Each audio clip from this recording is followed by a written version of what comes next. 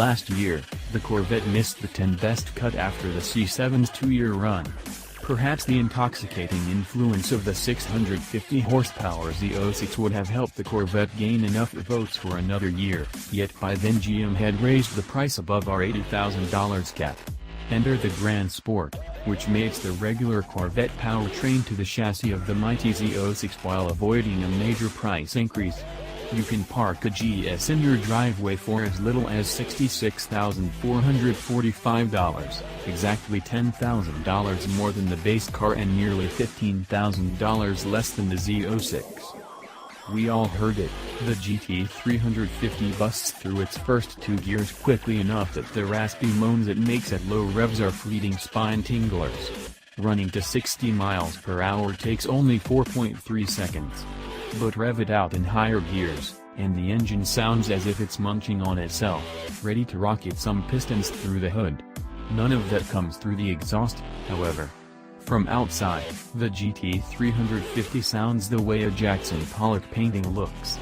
It's a splattering of sound, fiery, shocking, angry, and somehow perfect.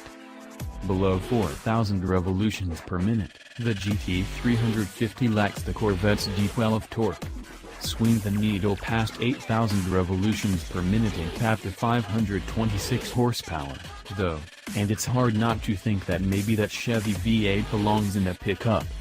Double the GT350's $56,770 price, and there's still nothing as exotic as this Romeo Michigan-built engine. The GT350 also found its spot on our 10 best roster because it is a transcendent machine that looks like a Mustang.